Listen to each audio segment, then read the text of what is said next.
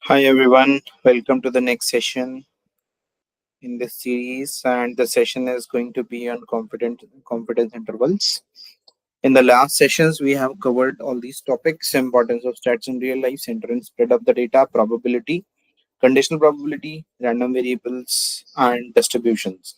The last session we covered the sampling and the center limit theorem. So these are the some of the screenshots from the last session. We saw the center limit theorem, which actually states that if one takes random samples of size n, and if n gets large, then your x bar is going to approach the normal distribution of the mean mu, right?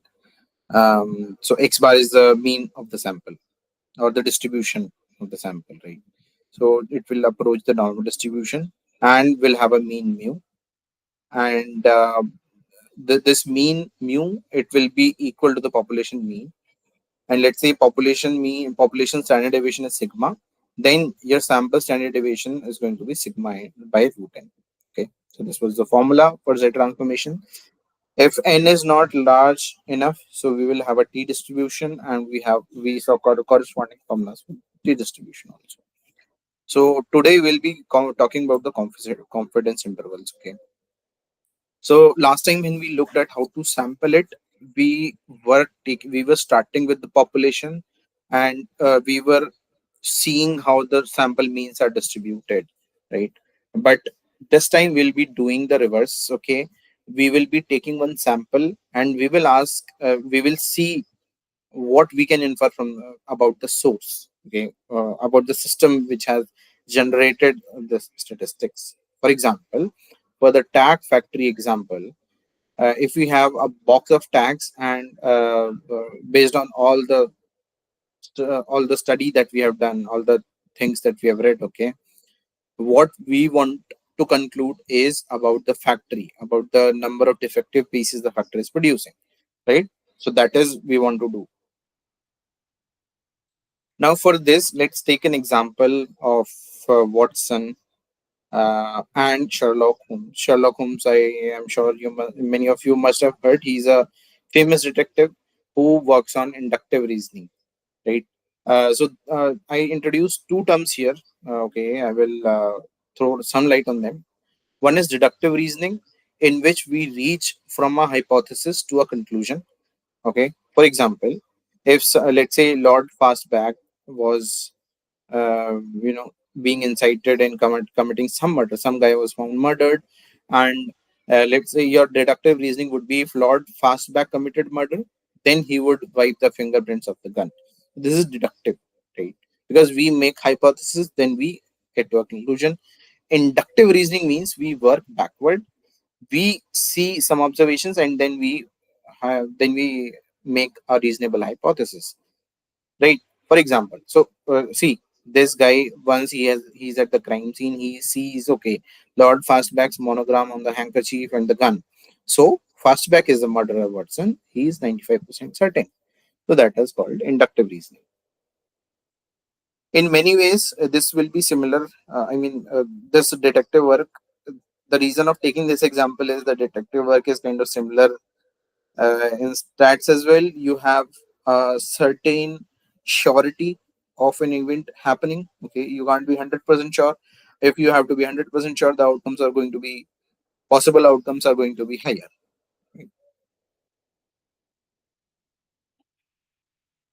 Okay, coming to the confidence intervals, right? This is one of the most effective forms of statistics inference. And one day you see every uh, day before election, there is a pollster visiting your house, maybe doing a poll or something. Then they become very active in the election time, right? So what he did is, since there is money, so Watson moved to this business, and he interviews 1,000 people, 1,000 different households, and he has some questions. Okay, because there is a senator astute, or the politician astute. He wants to have some numbers calculated through um, uh, Sherlock Holmes, and he wants to see what are the chances of his winning, right? So he has commissioned a poll, right? and the company that they opened, let's say it's called Huns Research. Okay. Now, he will pick a simple random sample. Please note, simple. It has to be a simple random sample. If it has to be the real representative of the data, it should be a simple random sample. Okay. And then he asks for them about their opinion of a student, assuming they are honest. Okay. After censoring the remarks of few grumpy outliers, you mean the people who don't respond, who don't open the doors or something. So Holmes would find that there are 550 voters. They favor astute. They favor the client, this politician astute. And when he so the N was 1,000, and the P hat is 0.55. The So this 0.55 is the proportion of the people who like this politician. So that is 0.55. Now this is single observation. Okay. Now, once Watson has this, once Holmes or Watson have this, the politician, he starts arguing with them. Okay, you have only asked 1,000 people. There are a million people in the state. Uh, how do you justify that? Right? To which Holmes responds that okay, that's not a problem. There can be a million or a billion, until and unless the sample is simple random. So it won't matter. The only things that would matter is your sample size, which we'll see later. Right. So he said that he made a simple random sample, so he can give an ironclad guarantee. So he says, this guy says, is it a money back guarantee? No. So he can't give that, right, because there is a certain confidence that he has in that decision or in that statistic. Okay, and that is 95%. So it's only a statistical guarantee. And what he's saying, that I am 95% confident that it should be between 0.519 and 0.581. So we will see later how these figures are getting calculated. But this is what Sherlock Holmes calculated from just one survey. Okay, 1,000 people. Please note this. Now, again, this politician is saying, okay, you are just 95% certain, but should I run an election based on this 95% honesty? So I mean, obviously he can't be sure, but what he has seen in all his experience is that P has fallen in this interval 95% of the time, right? So he wants to explain to this politician how it works, or how is that statistic enough for him to see, to get an idea of how it will be, right? So he takes an example of an archer. Let's say we have an archer pollster shooting at a target. Okay, and suppose that she is able to hit the target within the 10 centimeter radius, right? The 10 centimeter radius is around the bullseye. Bullseye is 1 point. Okay, and we have a 95% of the time it's able to hit within 10 centimeter of that bullseye. Okay, so that is only one arrow out of 20 misses, right? Out of 20 arrow that she shoots, only one is missed. And now what the statistician does is he sits behind the target and he observes the arrow coming into the target. Okay, so he wants see, one thing is that he does not know where the bullseye is. He has to estimate it. Let's see how he will estimate it. Now the archer knows the skill level of the statistician knows the skill level of the archer. So what they will do is they draw a circle with 10 centimeter radius around the arrow.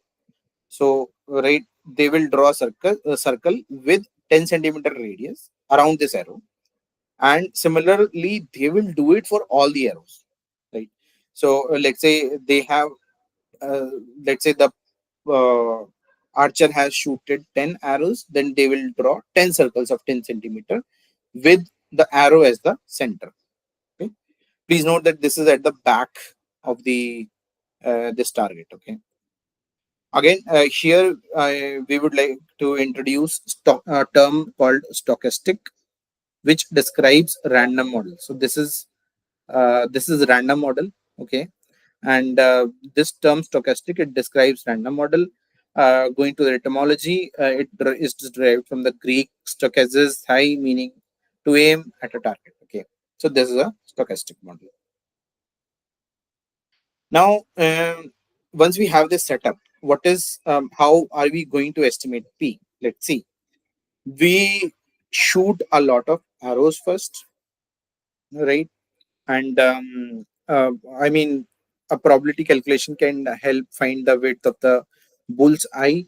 The estimates P hat are our arrows, and we saw that the sampling distribution of P hat is nearly normal with mean P and standard deviation of this, right? Because we are assuming it to come from a normal distribution, so we can say that it is nearly normal, and the standard deviation is under root 1 minus p into p upon n, right? Okay. Now, since the curve is going to be normal, please note that p is the population mean and p hat is my sample mean. Okay. Since the curve is going to be normal, we can use the Z transform and standard table to find out exactly where we have the 95% confidence. Okay. See, let's say this is the curve, this is the normal curve, and these are the Z values. Okay. So this value 1.96, if you go to value 1.96 minus 1.96 to plus 1.96, this area, it will be 95%, or this area will be 0.95, which means that the probability of value falling between this area, of Z value falling between this area, is 95%. So in order to be 95% confident of the arrow being in between these values, we need to substitute, we need to find out the value of p hat. Okay.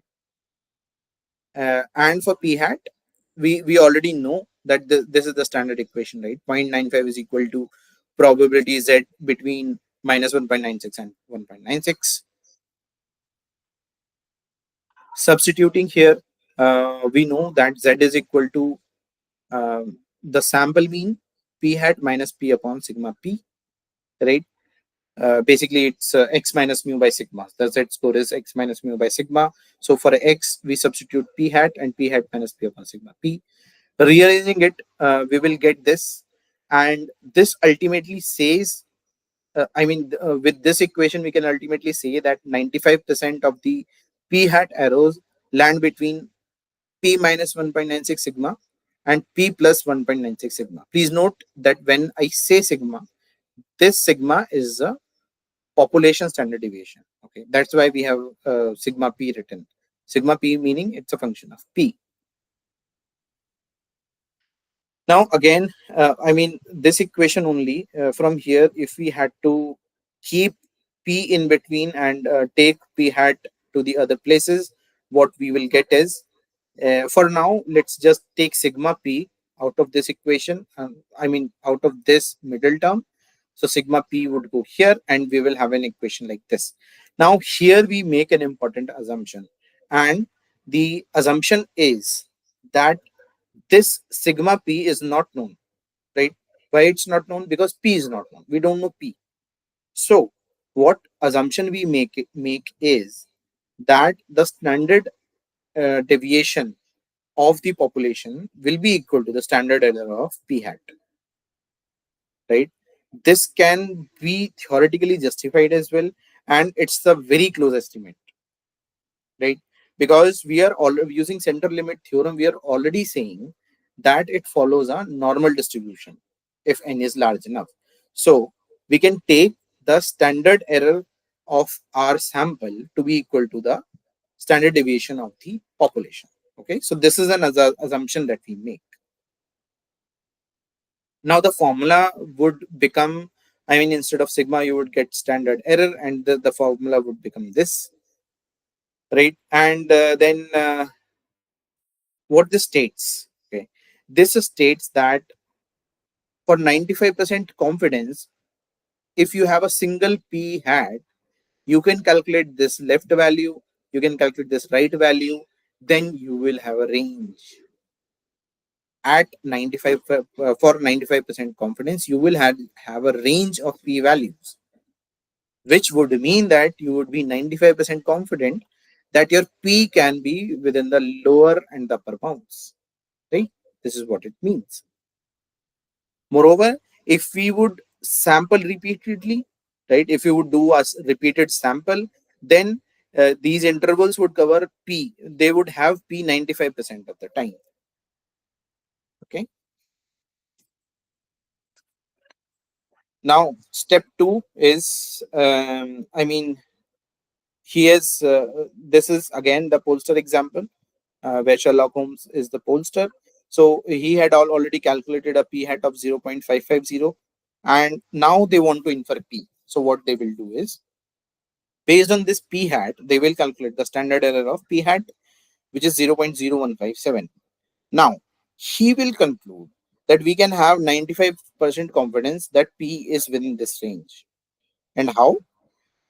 That is, as we saw, that is given by this p hat plus minus 1.96 into standard error of p, uh, right, which is 0.550 plus minus 1.96 into 0.1 0.0157, and this will be 0.550 plus minus 0.31, right? Now the politician still says that okay, 95% is good enough for newspaper polls, but he thinks that he should have a more confidence. I mean, instead of 95, the ideal confidence that he's looking for is 100%, but that's not achievable, so he wants a 99% confidence, right? Because based on this confidence only, he will be able to invest money. He wants to invest in the election as well, right? So now the question is, how can we increase our confidence, right? Now, if we use the archery target, we can see two ways. One is to increase the size of the circle that you draw. Okay, that is, you were earlier drawing a 10 centimeter circle. Now you can probably draw a 20 centimeter circle, right? Then you can increase confidence, or you can improve the aim of the archer in the first place. So her arrows land closer to the bullseye. So initially we were saying that we are 95% confident that arrows will hit within 10 centimeters. Now we are saying that if we improve the aim of the archer so that the areas hit within 1 centimeter 95% of the time, so that would, using that inference also, I can increase my confidence level. Let's see how. See, the first method where we wanted to increase the circle size, it's just equivalent to widening the confidence interval, right? So the greater the margin of the error, the more certain we are that value of p lies in the interval, right? If you want a, again, a funny bit, if you want 100% confidence, right, so the confidence interval would go to 0 to 1, right? Because that is going to be the case, right? It has to be, you will be 100% confident. Now let's see how do we find the ends of the confidence intervals. For this, let's do a background quick check. The relevant number that we usually call here is alpha, and it measures the difference between the desired confidence level and certainty. Its certainty is 100% for sure. For example, when the confidence level is 95% or 0.95, alpha will be 0.05. They would sum up to 100. They would sum up to 1. So we speak of the 1 minus alpha into 100 confidence level, right? Whenever you have the alpha, the confidence level would be 1 minus alpha into 100. Now, we find the 1 minus alpha into 100 confidence level, and what confidence interval means is we look at a standard normal curve and find the points plus z, minus z, and plus z, right? Between which the area would be 1 minus alpha. This area, the shaded area, is 1 minus alpha, which is 0.95, let's say. Now, this point, let's call it z alpha by 2, right?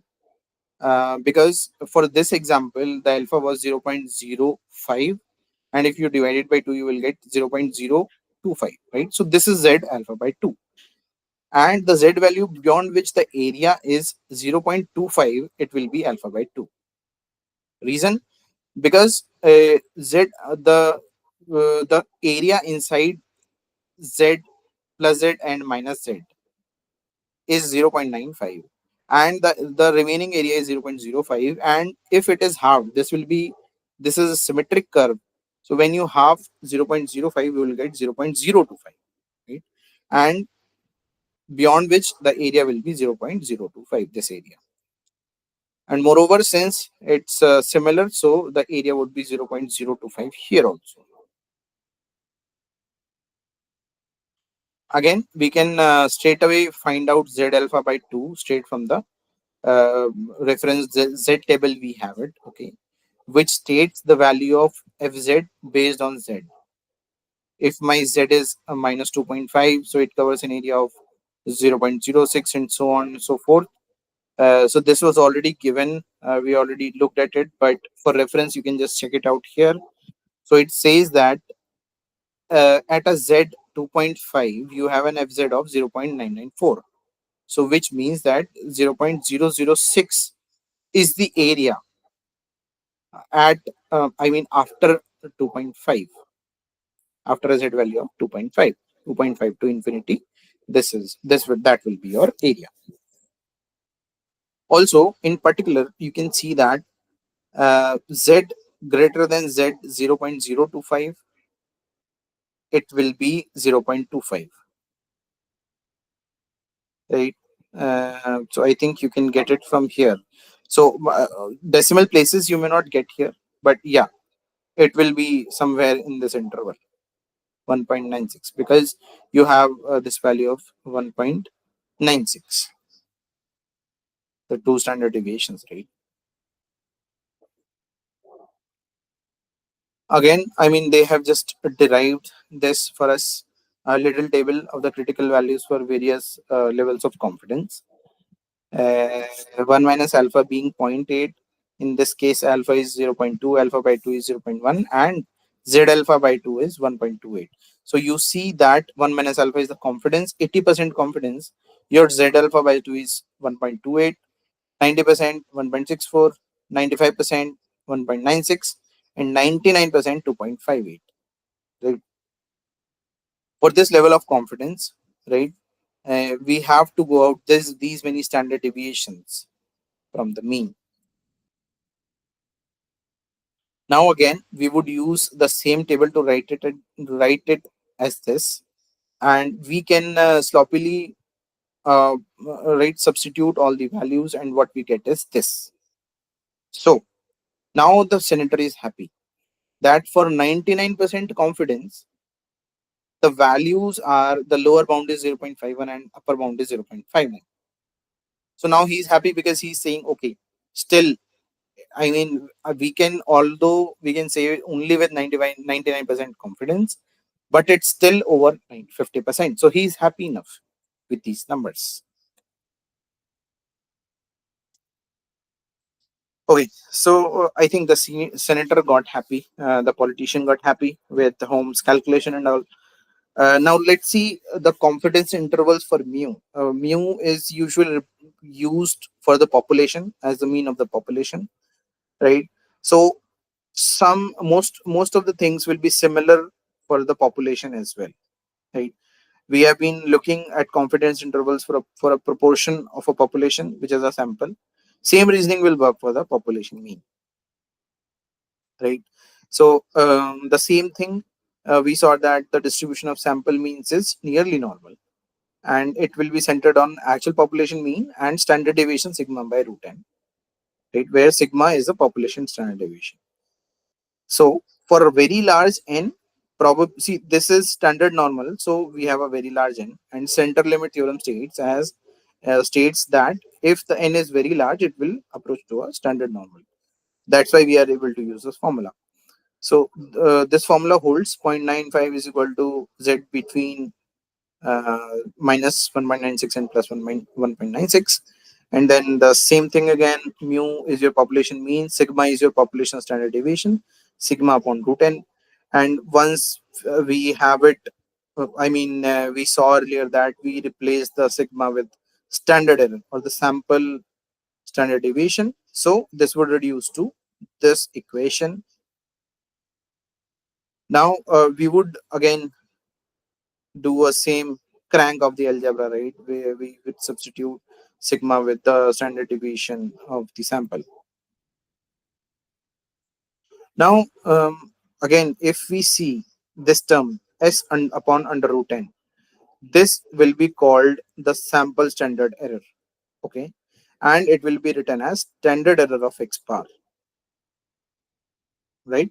This term you can take it as standard error of x bar, and you can just take it to the either ways. And what you will see is mu will be between x bar plus 1.96 standard error and x bar minus 1.96 standard error, where standard error is your s by under root n, right?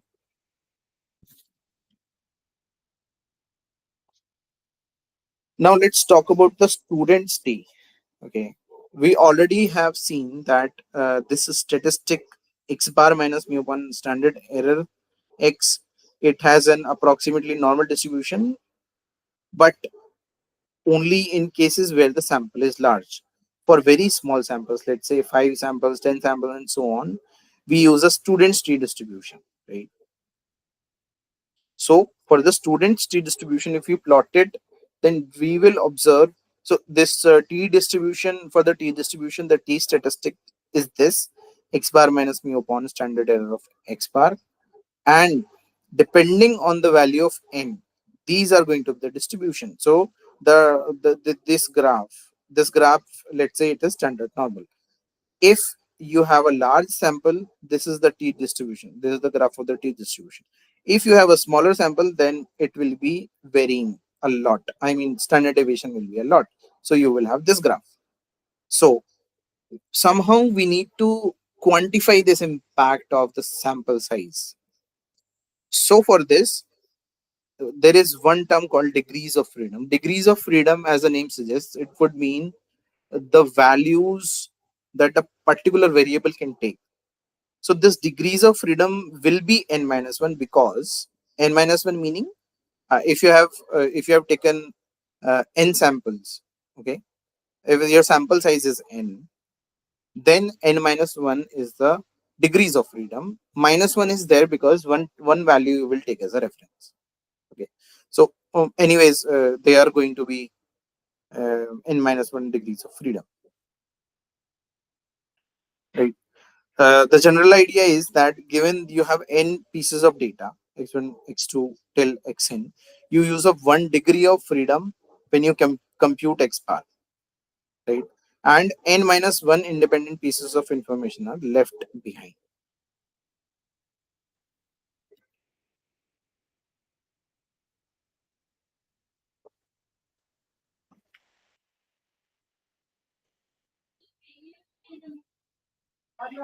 Yeah. So coming on to this one, each column would represent a fixed level of confidence. I think we missed a bit here. Yeah, my bad.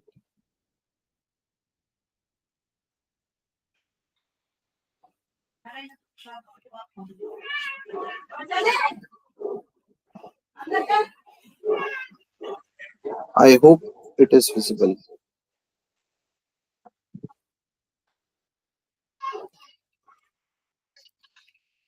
Yeah. So, knowing the sample size, let's say we know the sample size, we will choose the t distribution based on the degrees of freedom. And we have this table for the t distribution where we have the degrees of freedom and we have the alpha value. Alpha value being the confidence that we have want to have in the results.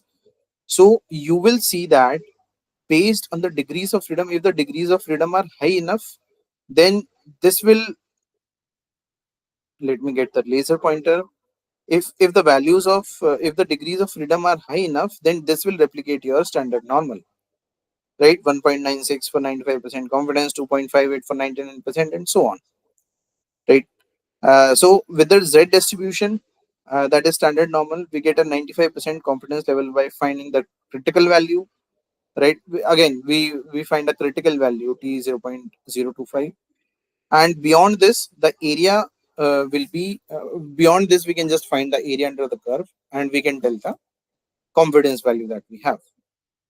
Now, since the curve is flatter than normal, t 0.025 is farther from 0 than z 0.025. This is understood, right? Your t 0.025 is it's going to be farther, because for lesser samples it's not almost a normal curve, it's a t curve, t distribution basically. So for a 1 minus alpha 100% confidence interval, we can find the critical value t alpha by 2 using this chart, right? And these will be the values 3.09. Let's say if you have degrees of freedom as 2 samples basically.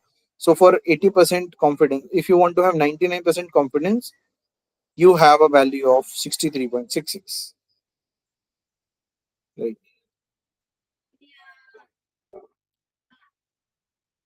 Again, each column, it has a fixed level of confidence and increasing number of degrees of freedom, right? Higher the degrees of freedom, closer the values would be to z alpha by 2, which is again the critical value of normal distribution.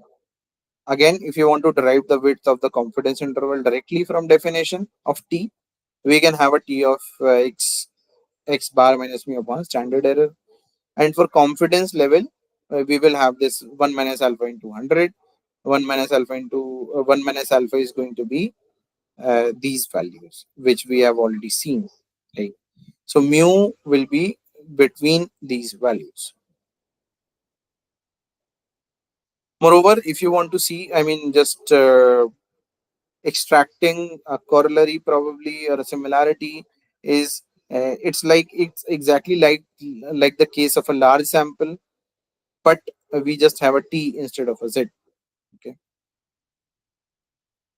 so I will wrap this session here.